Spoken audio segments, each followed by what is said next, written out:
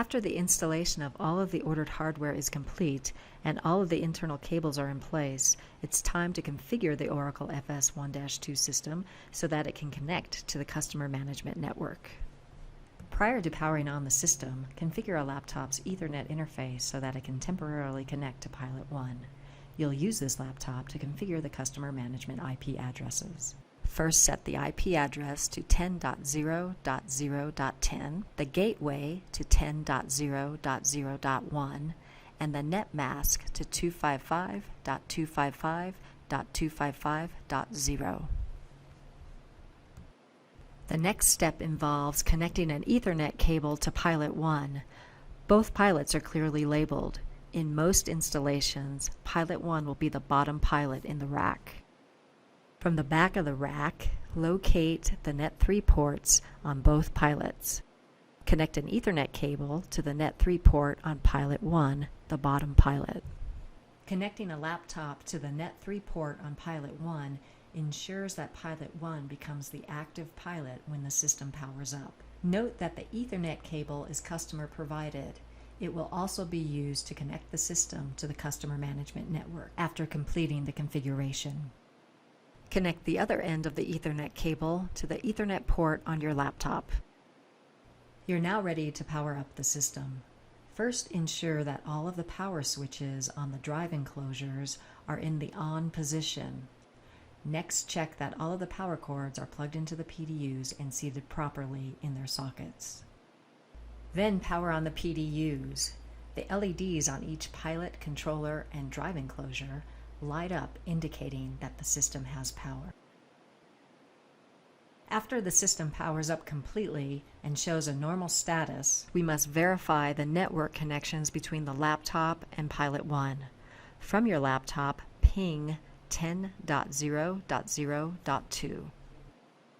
A ping response indicates that the connections are valid, which means that the laptop and Pilot 1 network connections are established.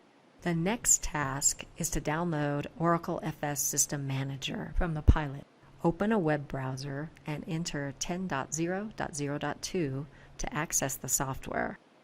Select Management Software to access the installers for Oracle FS System Manager. In this example, we'll download the Windows x64 installer.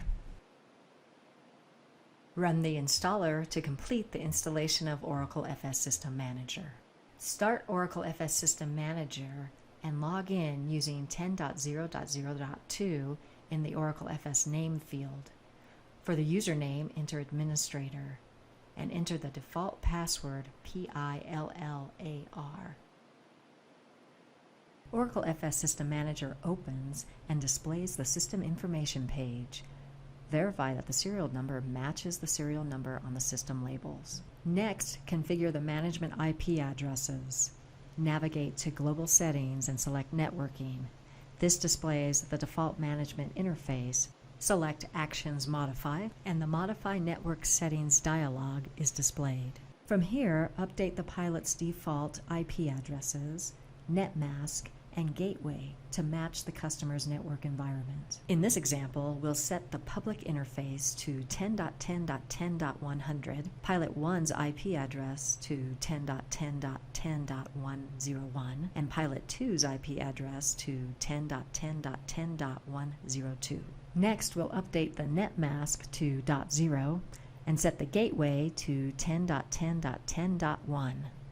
Before you click OK, be very sure that you entered the correct customer settings. Write them down for later reference. When you click OK, the laptop loses connectivity to the Pilot.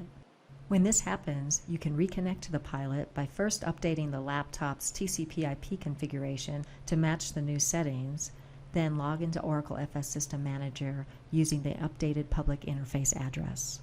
Once again, enter administrator and enter the default password of PILLAR. The system is now ready to be connected to the customer management network. First, disconnect the laptop from the Net3 port on Pilot 1. Then, connect the customer-provided Ethernet cables from the Net3 ports on both pilots to the customer management network. As your final step, confirm access to the Customer Management Network. To do this, use a workstation on the Customer Management Network and ping the IP addresses for the Customer Management Network, Pilot 1, and Pilot 2.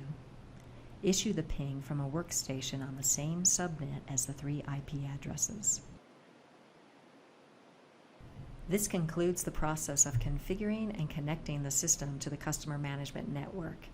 Continue using a workstation on the Customer Management Network to configure the global settings for the system. Refer to the Oracle FS System video library to learn more.